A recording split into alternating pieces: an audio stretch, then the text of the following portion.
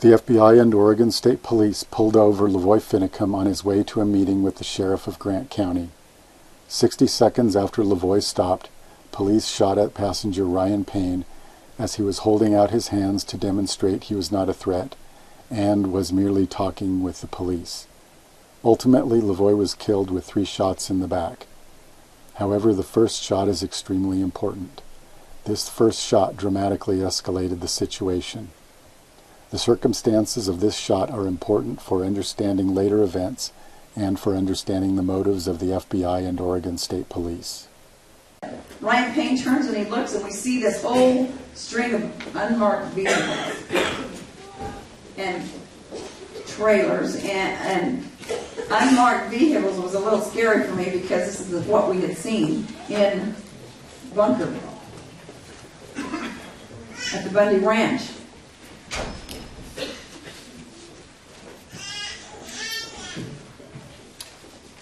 LaVoy said it's an ambush. No, Ryan said it was an ambush. And so we kept going down the road, but we watched those vehicles. They pulled around behind, and we had a Jeep close behind us. And LaVoy looks in the rearview mirror and he said, "Why are they slowing down?" Because we could see these cars coming out from behind that side road, snowy road, and we were a little bit worried about why the Jeep was stopping. We needed to get to John Day. We needed to get to a safety place. We needed to get to the sheriff. And as they came up around, that Jeep just stopped, pulled off the side of the road, and LaVoy wasn't going to stop. And suddenly, Ryan Payne says, "You got to stop," because they were coming upon us. And really reluctantly, LaVoy stops in the middle of the road, and his leg is bouncing up and down on the brake. I can see it, and he's nervous. And he's saying, "No, we gotta go, we gotta go, we gotta go." As soon as we stopped that car, Ryan Payne rolls down the window and puts his hands out. Victoria's up by now. She's awake. We can see this red laser. Clean. And I hear the bullet hit. Ryan Payne recoils back into the truck. Next, you will see aerial footage of LaVoy stopping and the shot at Ryan Payne. So finally, reluctantly, LaVoy slows down and pulls over. And he didn't pull very far over because it's a snowy road. But he slows down and he stops. In the top right is a timer indicating the time since LaVoy has stopped. At 60 seconds, the shot at Ryan Payne will occur.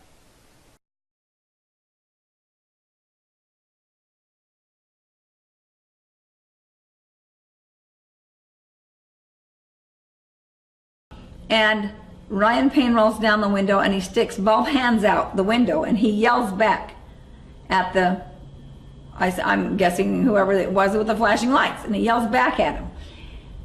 It hadn't been 2 seconds probably, and his hands are out, and a shot comes through and misses his hands. I thought it hit him, but it hit the mirror, the little thing between the mirror and the window, and so that was the first shot fired, and he yanked back in really fast, and he goes, "Wow, they're shooting at us."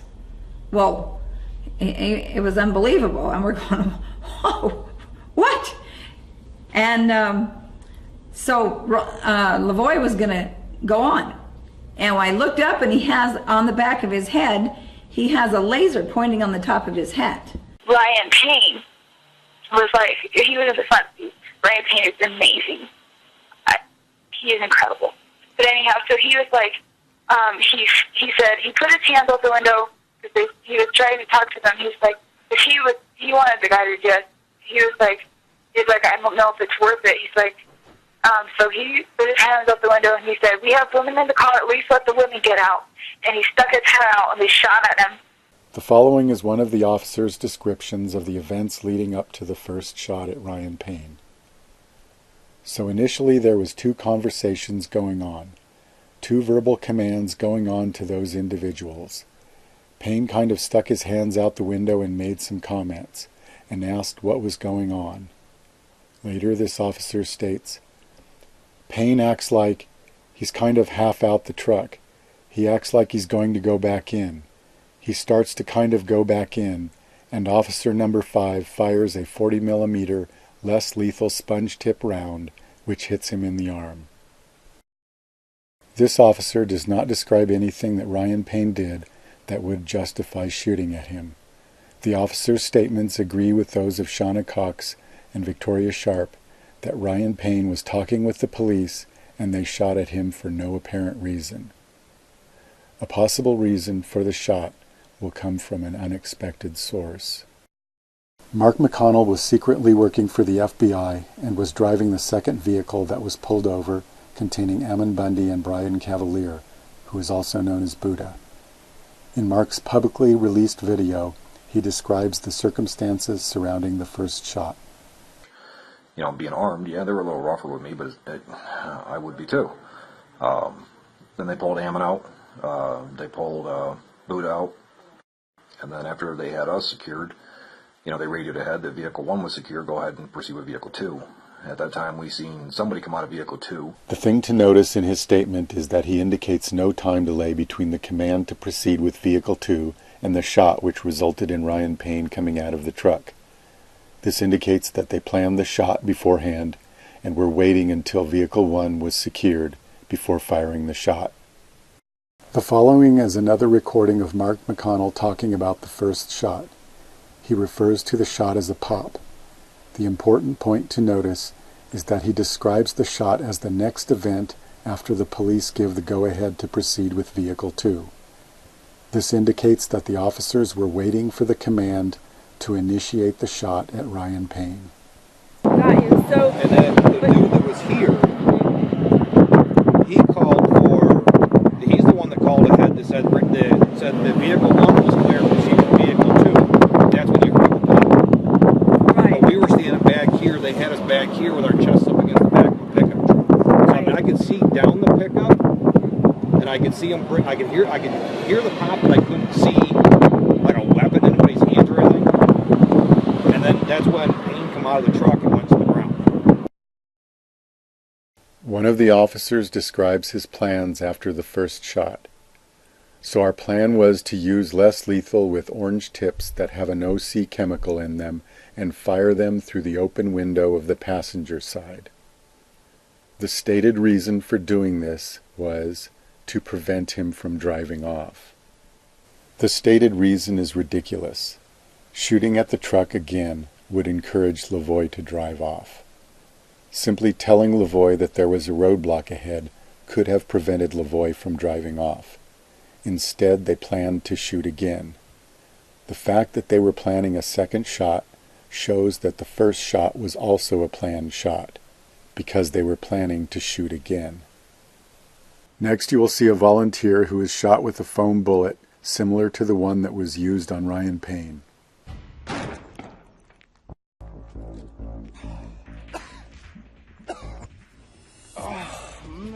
So the most important question, would this motivate you to leave? Absolutely. Oh. When an officer shoots at someone with less lethal bullets, there is an implied command to run away. This implied command to run away is recognized by police officers.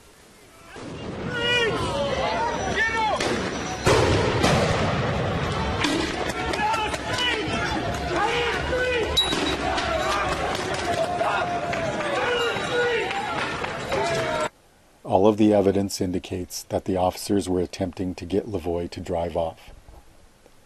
Further evidence will show that the goal was to get LaVoy to crash into the roadblock. I'm guessing whoever it was with the flashing lights, and he yells back at him. It hadn't been 2 seconds probably, and his hands are out, and a shot comes through and misses his hands. I thought it hit him, but it hit the mirror, the little thing between the mirror and the window, and so that was the first shot fired, and he yanked back in really fast, and he goes, "Wow, they're shooting at us." Well, it was unbelievable, and we're going, "Whoa, what?" And so LaVoy was going to go on. And when I looked up, and he has on the back of his head, he has a laser pointing on the top of his hat. There's a laser beam on his head. And he leans out in front of the mirror, out of the window, and he puts his hand out, and he has one on the steering wheel, and he yells back at them. And he says, "Then shoot me. Then shoot me, because we're going to see the sheriff. We have a meeting with the sheriff and John Day, so just go ahead and shoot me if that's what you're going to do." Ryan Payne has just been shot at for no apparent reason, and the police were now placing their laser sights on the back of LaVoy's head, making an implied threat to shoot LaVoy. At this point, Shauna turned on her camera and records LaVoy's response to the police threatening to shoot LaVoy. "Shoot me, you shoot me. I'm going to meet the sheriff. The sheriff is waiting for us. So you do as you damn well please. But I'm not going anywhere. Here I am, right there. Right there, put a bullet through it. You understand? I'm going to go meet the sheriff. You back down or you kill me now. Go ahead, put the bullet through me. I don't care. Where's Ryan? I'm going to go meet the sheriff. You do as you damn well please." Although LaVoy is argumentative and extremely sarcastic about the shot fired by the officers, LaVoy is clearly not threatening any violence towards the police. He is protesting the shot. When the officers ask the women to get out of the truck, Shauna seems very reluctant and scared, as would be expected. What for? Well, I'm going to ask them if they want to go out. What for? Why are we getting You want out? What for?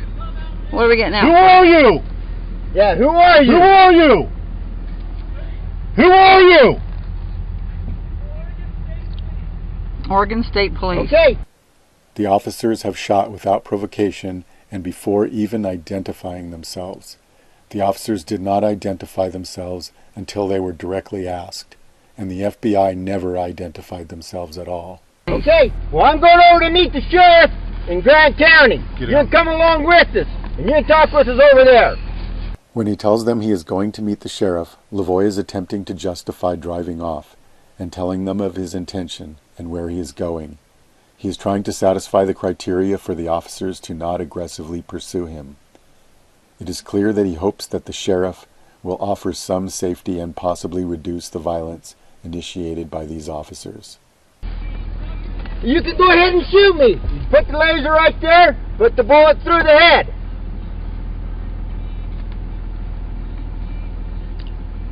Okay, boys? This is going to get real. You want my blood on your hands? This is the closest thing to a threat that LaVoy makes. Do you want my blood on your hands? LaVoy is using sarcasm to point out the excessiveness of the officers' actions and hoping that their sense of morality will prevent them from continuing to shoot. Get it done, because we got people to see and places to go. A roadblock is considered deadly force. When they decided not to tell LaVoy about the roadblock ahead, when they had an opportunity to do so, this was a decision to use deadly force against each and every passenger in the truck, including Victoria Sharp and Shauna Cox, who they now know were in the truck because Ryan Payne had told them. So where exactly does LaVoy think he's going to flee to? One of the officers stated that there was a sheriff in Grant County and a large amount of community members in Grant County that had similar constitutional beliefs, and to the point of Grant County making it clear that they are UN-free zone. When asked, was that a factor in moving the location from Grant County to where you made the incident, this officer responded, absolutely. This officer seems to think that he is working for a foreign power that is unfriendly to the Constitution. LaVoy is attempting to make it to the part of Oregon that follows U.S. law and the Constitution. I would not have believed it if these statements didn't come from the officer himself. This graph shows the speed that LaVoy was traveling from the first stop up to the roadblock. It was determined by locating LaVoy's truck at several locations on Google Earth and using this to calculate the distance traveled. This, along with the time from the video, allowed the speed to be calculated at several intervals. The blue line is the speed of LaVoy's truck. The green line is the speed limit of 55 miles per hour at the time of LaVoy's murder. The orange line is the current speed limit, which has been raised to 65 miles per hour. The red line shows the speed of the officer chasing LaVoy, who claimed to be chasing LaVoy at 90 miles per hour. He stated, It took a while to get caught up to him, and I probably even hit close to 90. After LaVoy got up to speed, he leveled out at 65 miles per hour, which is above the speed limit at the time, but is the current speed limit on the road. This seems to indicate that at this point LaVoy intended to do just what he had told the officers. He was traveling to meet the sheriff in Grant County and allowing the officers to follow him. At this point, LaVoy looks in his rearview mirror twice and begins to speed up. It is about this time that the officer who is pursuing at 90 miles per hour is gaining fast. At this point, Ryan and Shauna comment about the police vehicle that is gaining fast. Coming up fast. Yeah, they are. An officer pursuing LaVoy stated, So we, in pursuit of that vehicle, followed it until it started getting close to the roadblock, and we backed off slightly, anticipating there might be an issue there. This indicates that the officer was attempting to push the speed up so that LaVoy would be traveling at the highest speed possible when he reached the roadblock. The speed graph indicates that LaVoy was responding to the chasing vehicle. LaVoy increased his speed after looking in the mirror and seeing the officer pursuing at 90 miles per hour and closing fast. LaVoy decreased his speed at the time the officer claimed he backed off slightly. There was no need for the officer to chase LaVoy since there was a roadblock just around the corner. It did not increase the likelihood of apprehending LaVoy, but it dramatically increased the likelihood of a deadly crash, and the evidence indicates that this was the intention of the pursuing officer. The evidence from both the speed graph and the officer's statements indicates that the officer was attempting to initiate a high-speed chase into a roadblock. This was not an accident, since the officer indicates that his actions had been considered in the planning stage, and he had been instructed to chase LaVoy in this manner. This officer stated, in the event, as it turned out to be in this case, that the white truck fled, my vehicle and the van were tasked with continuing to follow that vehicle. Had there not been a roadblock a mile ahead, this would have been reasonable, but combined with the presence of the roadblock, this indicates an attempt to cause a deadly crash. Next, you will see the video footage correlated to the speed graph. Go. Got it. Are they shooting? Got it.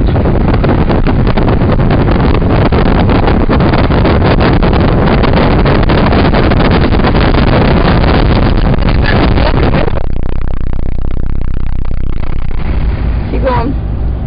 What about Ammon and those guys? We can't get around them. I'm going to go get help. Okay.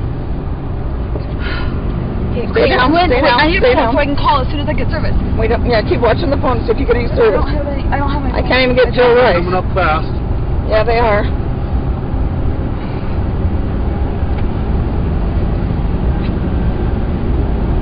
Okay, I don't know about numbers. Well, I got numbers, but I can't call because we have no service. Okay. No, mobile network not available. Do you have numbers for people here in town? Yeah, but... Hang on! Okay, because they're shooting. Hang on! Okay, we're here. Go ahead and shoot me! In another video, I have shown that the roadblock was placed at the most dangerous location possible, when safe locations for the roadblock were easily available nearby. The FBI should have placed some type of warning to approaching vehicles. There are numerous types of signs that are routinely used to warn motorists of closed roads ahead. In other police roadblock situations, warning signs and lights are commonly used. There are also other warning methods such as cones and lights and flares. From the video, we can see that the FBI used none of these warning methods.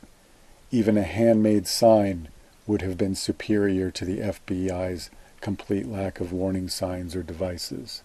Now we will look at how the FBI uses warning lights on its vehicles. This is the roadblock from the air and from behind.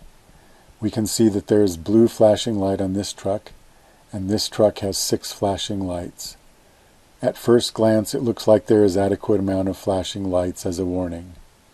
Now look at the view from the direction that LaVoy approached. From the air, there are only 2 lights visible. This light will not be visible to LaVoy because the lights are on the side of the truck and not on the top.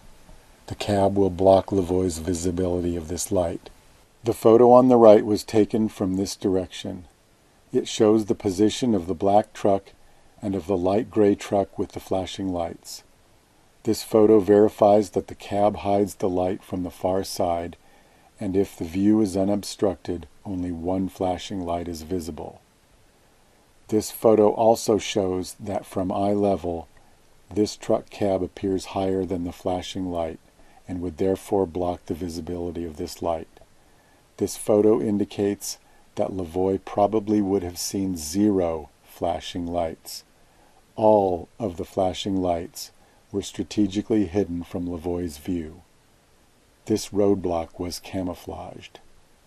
Contrast the FBI's lack of visible lights to other police vehicles that have so many flashing lights that they are highly visible and unmistakable as police vehicles. From the air, the roadblock is very visible, mainly because we see the light-colored trucks against the black road. However, from the road, LaVoy would see these light-colored trucks against a white background, and they would not be as visible. From the direction that LaVoy approached, he would have seen the black truck against the black road and the light truck against the snow, reducing the visibility of the roadblock. Also notice that only one truck has its headlights on. When LaVoy came around the curve, he would have initially seen nothing but a single pair of headlights, which would not alert him that anything was wrong. Only after close inspection would LaVoy realize that there were multiple trucks blocking the road. According to the police report, the shooting incident occurred 29 minutes before sunset. The video shows low light conditions in which headlights should be used. In fact, every vehicle that I was able to find on the road had its headlights on, with the exception of the 2 trucks in the roadblock.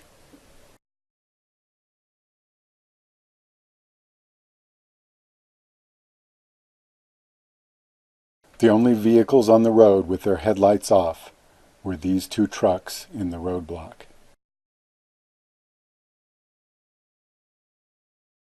The only warning light that we can be certain was visible to LaVoy is the headlights from this single truck. This roadblock was camouflaged. The single pair of headlights might have made the roadblock harder to identify. To understand why this is the case, I have shown the road in low light conditions with a single car and headlights in the oncoming lane, a very ordinary situation that would cause no alarm. Or is it something else? Did you notice that it is actually a simulation of the roadblock with 3 trucks? The single pair of headlights makes it appear initially to be a single truck in the oncoming lane. It is only after further inspection that you can see that it is actually a well-disguised roadblock. When LaVoy stopped instead of fleeing, the Oregon State Police fired an unprovoked shot at Ryan Payne and then placed their lasers on LaVoy's head, threatening to shoot LaVoy also.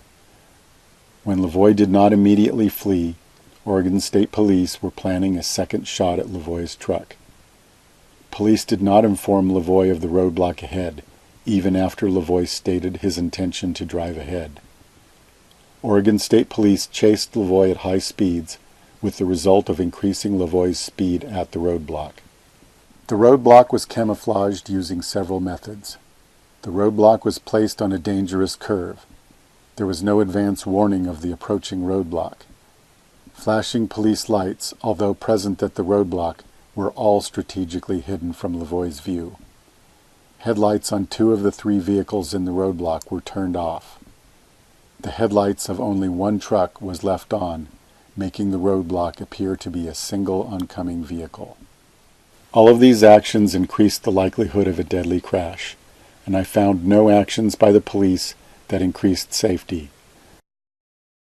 The evidence indicates that the FBI and Oregon State Police attempted to cause a deadly high-speed crash into the roadblock.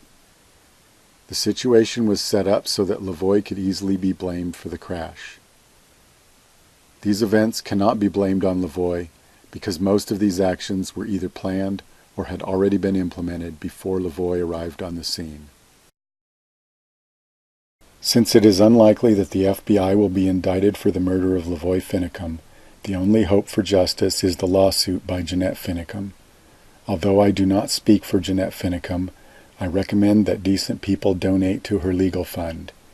You can do this at Jeanette's website, onecowboysstandforfreedom.com.